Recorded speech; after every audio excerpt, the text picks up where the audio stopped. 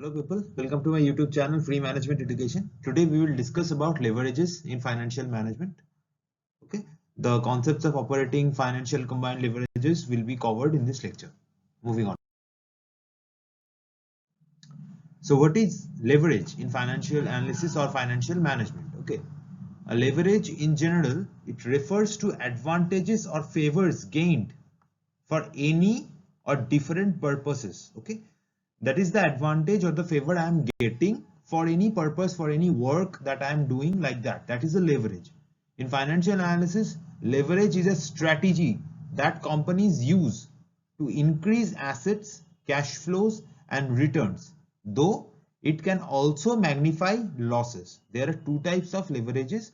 There is financial leverage and operating leverage. Okay, so now comes the financial leverage. Okay, so why do we need a financial leverage? We know a company's capital structure is made up of debt and equity. Therefore, a company can finance its investment by debt and equity. Besides that, there can be other commitments also, like to pay fixed charges for funds deployed to acquire and operate assets.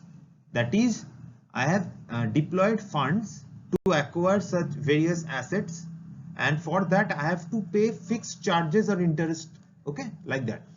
So that can be another commitment. There can be preference capital also, on which a fixed rate of dividend is paid. We know that also, preference capital. And there can be leased assets also, for which fixed rentals are paid, obviously. Residual earnings are used to service the shareholders. Obviously, these are basic concepts, you already know this. Residual earnings are used to service the shareholders, equity shareholders. That is, earnings after interest and taxes less preference dividends. That means we are subtracting the preference dividends from earning after interest and tax, that the amount that remains belongs to the equity shareholders. The rate of equity dividend is not fixed and depends on the dividend policy of the company. There are fixed, thus the fixed charges source of funds. Okay, so financial leverage is a fixed charges source of funds such as debt and preference capital along with owner's equity in the capital structure. It's called financial leverage. These are the fixed charges source of fund. Okay, the debt and preference capital and owner's equity are all fixed charges. Okay, therefore this is the financial leverage. That is, the financial leverage is a study of the impact of fixed cost of interest on earnings for shareholder. Remember, the keyword is fixed cost or fixed charges, like that. So a practical example is there. If a company borrows rupees 100 at 10% interest, that is rupees 10 per annum, and then invests to earn 14%, that is rupees 14 per annum. The balance of 4%, which is rupees 4 after payment of interests, will belong to the shareholders, and it constitutes profit from financial leverage. I hope you understood this. On the other hand, if the company could earn only a return of 8% on rupees 100, which is rupees 8 per annum, the loss to the shareholder would be rupees 2 per annum. Obviously, thus financial leverage provides the potential of increasing the shareholders' earnings as well as creating risk of loss to them. I hope the financial leverage is clear. It is a fixed charges source of fund. Remember that. That is the impact of fixed cost of interest on earning for shareholder. Now the measures of financial leverage, the debt equity ratio. It is the formula is total debt by shareholders' equity.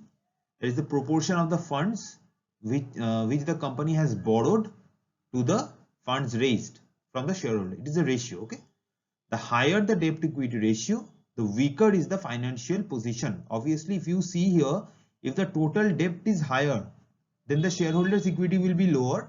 Therefore, if the debt is higher, then the financial position of the company is weaker, obviously because of the higher debt.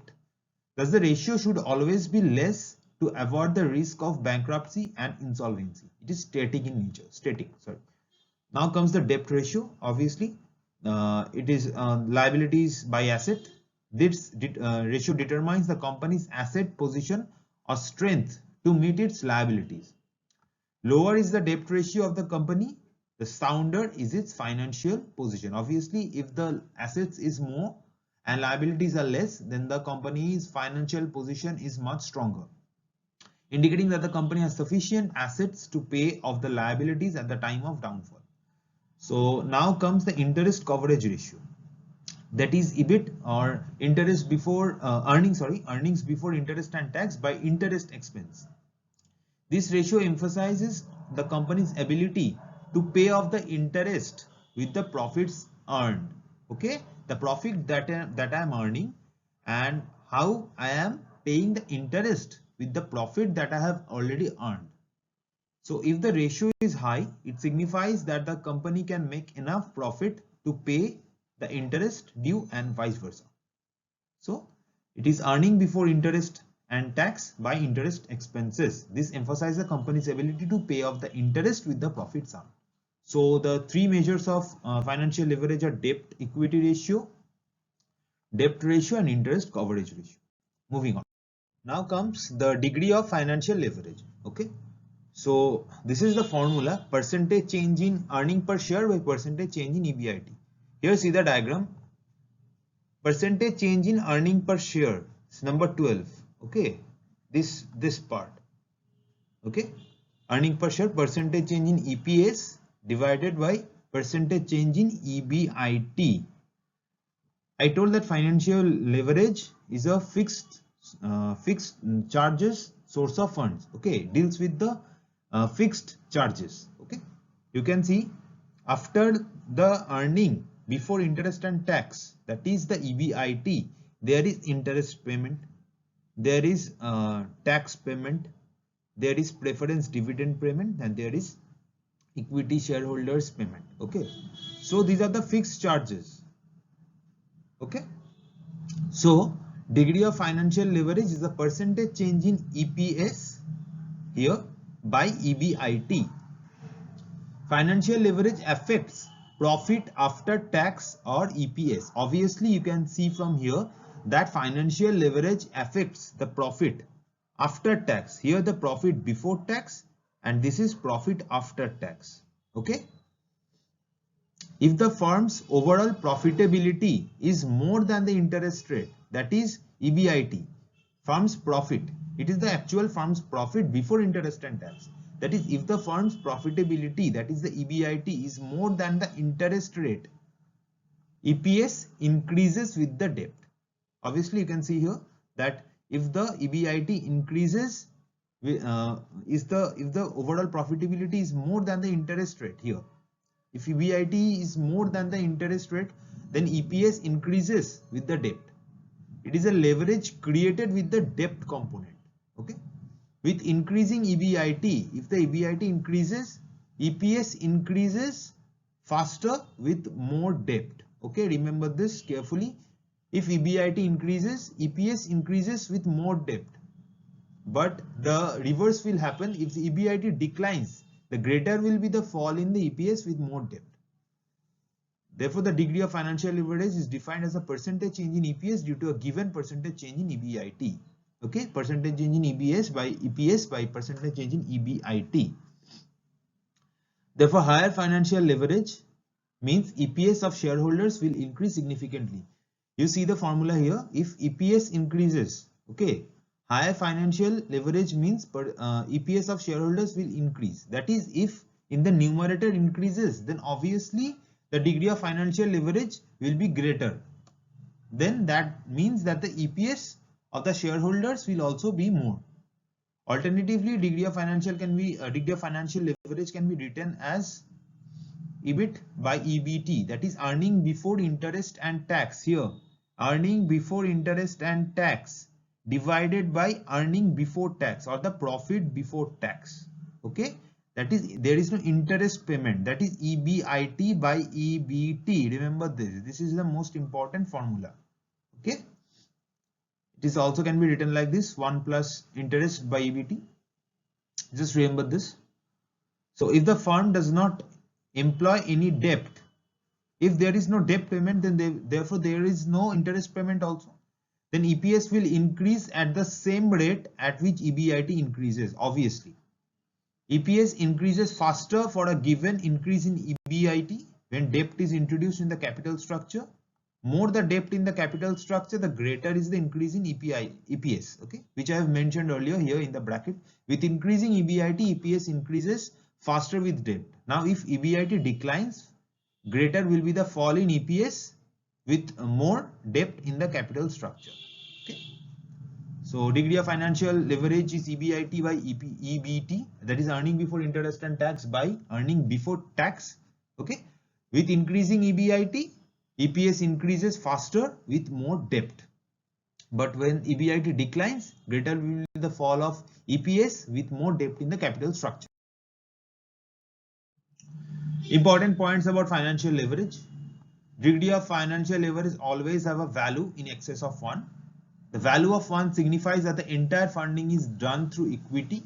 The firm has no interest burden. Obviously, if you see the formula, you will understand that the value of 1 signifies that the entire funding is done through equity. Okay, there is no debt component. A DFL value less than 1 is possible when the firm is unable to generate any income. The firm cannot meet its fixed operational cost and EBIT is negative. Okay.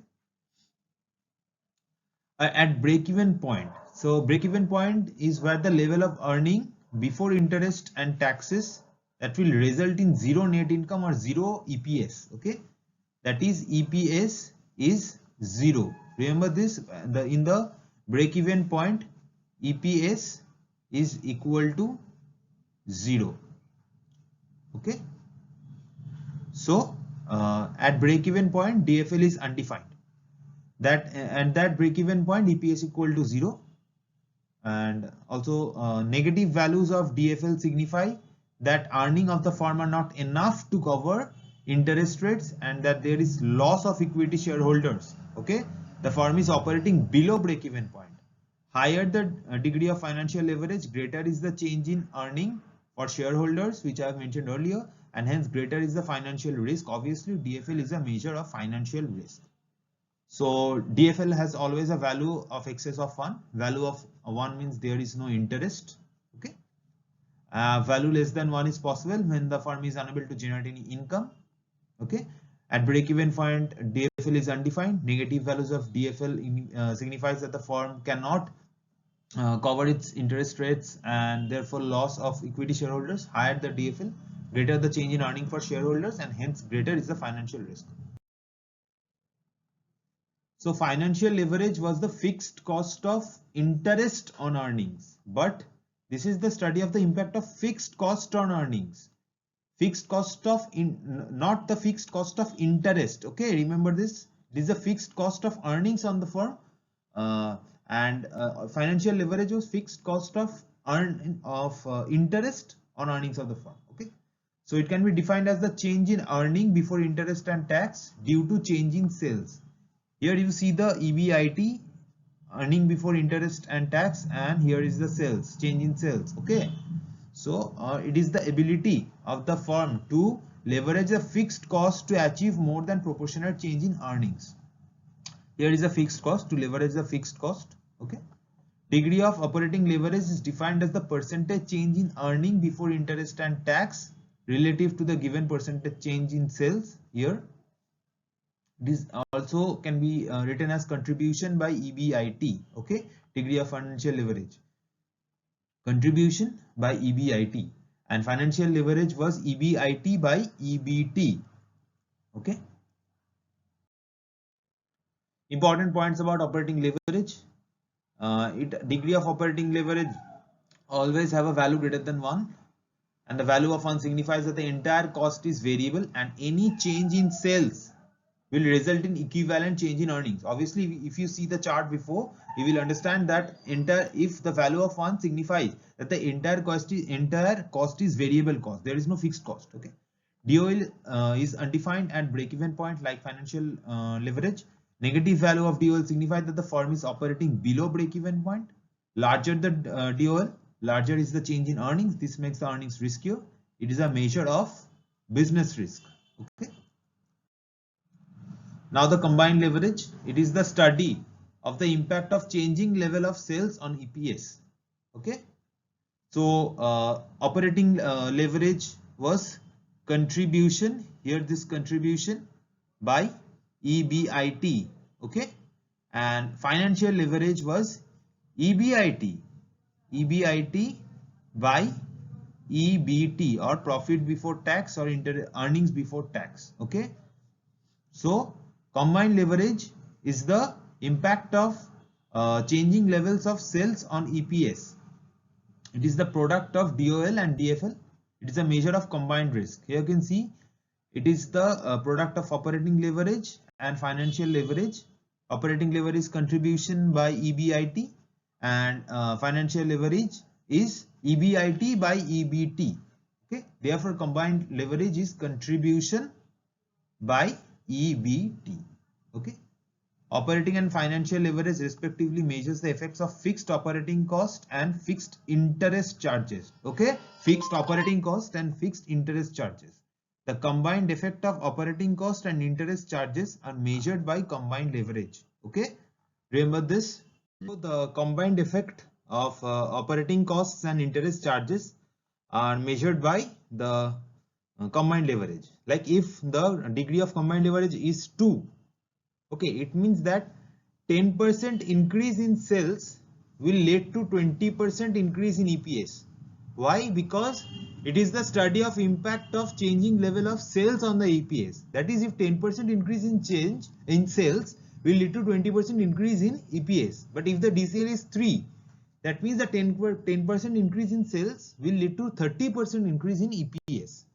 Therefore, combined leverage is equal to contribution by EBT, that is earning before tax, not interest. Okay, so it is the product of operating leverage and financial leverage. So thank you for watching, guys. I hope you like the video. This is a new channel, Free Management Education, where we provide educational videos on management, specifically for MBA, UGC NET, management, commerce, or civil service management optionals. If you want some specific videos on some specific topics, feel free to comment or reach out to me. My email ID is given in the description box. Thank you. Stay safe. Take care of your family.